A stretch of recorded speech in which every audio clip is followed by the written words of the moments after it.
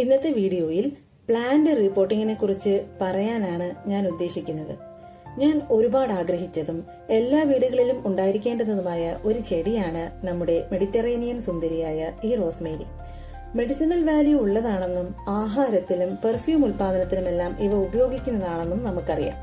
ഈ 10 മണി ചെടി വാങ്ങാനായി പോയപ്പോഴാണ് യാദൃച്ഛികമായി ഈ റോസ്മേരി കണ്ണിൽപ്പെട്ടത്. ഒന്നും നോക്കിയില്ല, കൂടക്കുട്ടി. റോസ്മേരിയെ സംബന്ധിച്ച് സൂര്യപ്രകാശം വളരെയധികം ആവശ്യമുള്ള ഒരു ചെടിയാണ്. ശരിക്കും പറഞ്ഞാൽ അല്പം വരണ്ട കാലാവസ്ഥയാണ് ഇവയ്ക്ക് ആവശ്യം. ഇനി നമുക്ക് റീപോർട്ട് ചെയ്യാം. ചട്ടിയിൽ നിന്നും ചെടി പുറത്തെടുക്കുമ്പോൾ വേരുകൾ പൊട്ടാതെ സൂക്ഷിക്കണം.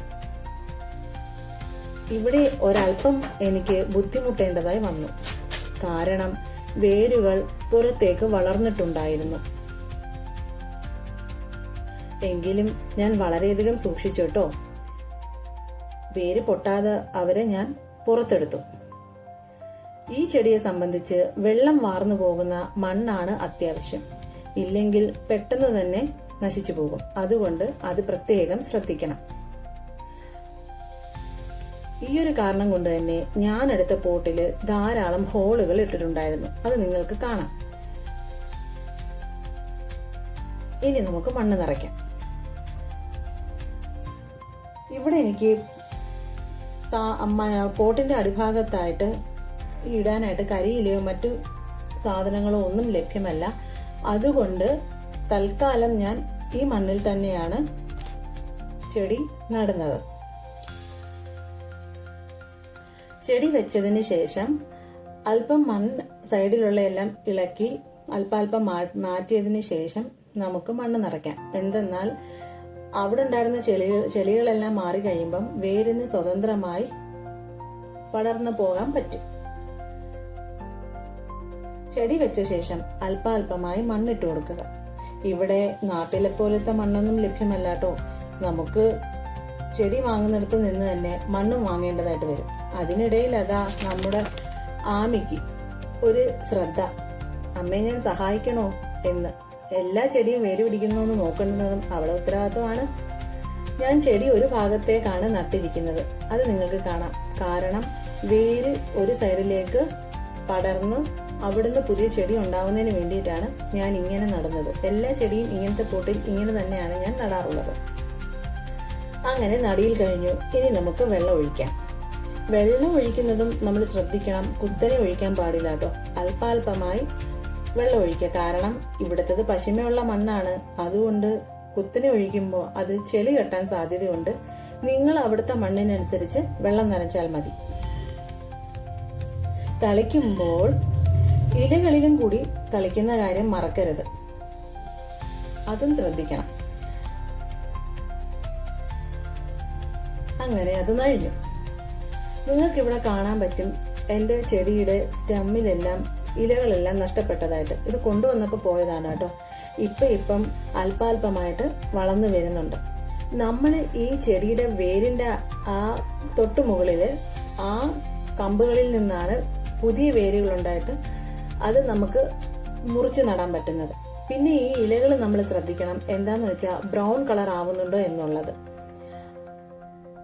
ഇവിടെ എന്റെ ചെടിക്ക് ആദ്യം കുഴപ്പമുണ്ടായിരുന്നു. പക്ഷെ ഇപ്പൊ കൊച്ചു കൊച്ചു തളിരുകളൊക്കെ വന്നു തുടങ്ങിയിട്ടുണ്ട്. ഇലകൾ ബ്രൗൺ ആവുന്നുണ്ടെങ്കിൽ അതിനർത്ഥം വെള്ളത്തിന്റെ പ്രശ്നമാണ്. കൂടുതലായാലും കുറവായാലും അത് സംഭവിക്കും കേട്ടോ.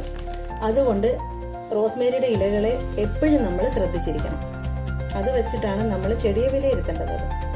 ഇനി നമുക്ക് ഇവനെ കൂടി റിപ്പോർട്ട് ചെയ്യാം. ഇവന് വേണ്ടി ഞാൻ കുഞ്ഞു പോട്ടാണ് കേട്ടോ മേടിച്ചിരിക്കുന്നത്. ഇവരെ എനിക്ക് ഒരുപാട് ഇഷ്ടമാണ്. ഇപ്പോഴത്തെ ക്ലൈമറ്റിന് ഈ ചെടിയാണ് ഇവിടെ നടുന്നത്. ഞാൻ പിന്നെ എല്ലാത്തിന്റെയും ചുറ്റിലുമാണ്, പോട്ടിന്റെ ചുറ്റിലുമാണ് ഹോൾ ഇടാറുള്ളത്. അടിയിലിട്ട് കഴിഞ്ഞാൽ ഇതുപോലെ വേര് പുറത്തോട്ട് പോയി കഴിഞ്ഞാൽ നമുക്ക് പിന്നെ വലിയ ബുദ്ധിമുട്ടാവും.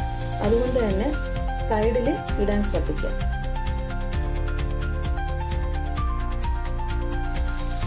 ഇത് നോക്കി, ഈ മണ്ണ് അല്പം ചെളി പോലെ വന്നിട്ടുള്ളതാണ്. എങ്കിലും ഞാൻ കുറച്ച് കളയുന്നു. നല്ല സോഫ്റ്റ് വെയർ ആയതുകൊണ്ട് തന്നെ പൊട്ടിപ്പോകാതെ നമ്മൾ സൂക്ഷിക്കണം.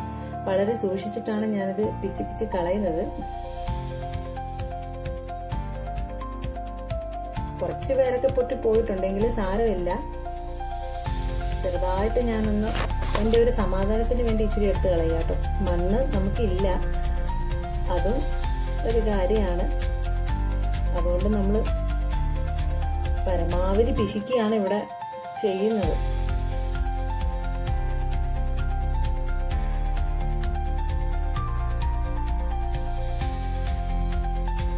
എല്ലാം ഒന്നും ഞാൻ കളയുന്നില്ല കേട്ടോ, കുറച്ച് മാത്രമേ എടുത്ത് മാറ്റുന്നുള്ളൂ. ബാക്കി അങ്ങനെ തന്നെ വെക്കുകയാണ്.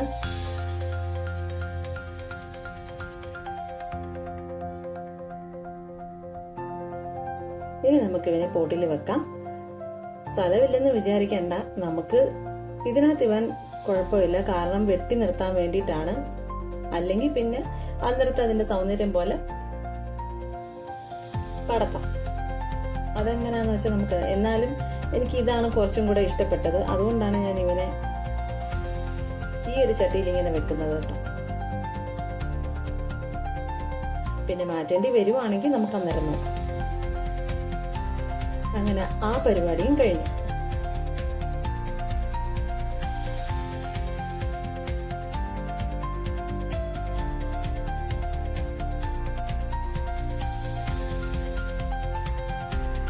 ഇനി നമുക്ക് വെള്ളം നനയ്ക്കാം.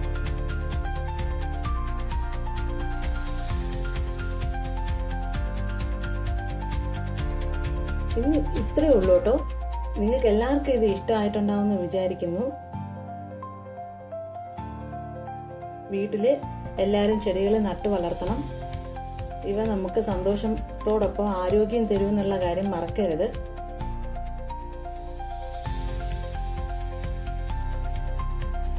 അപ്പോൾ വെള്ളമെല്ലാം നനച്ചു. അവരെ ഞാനൊരു സൈഡിലേക്ക് മാറ്റിയാണ്. നനയ്ക്കുമ്പോൾ ചെടി മൊത്തത്തിൽ നനയ്ക്കാൻ എല്ലാവരും ശ്രദ്ധിക്കണം. അപ്പൊ ശരി, തൽക്കാലം നിർത്തുന്നു. വീണ്ടും കാണാം.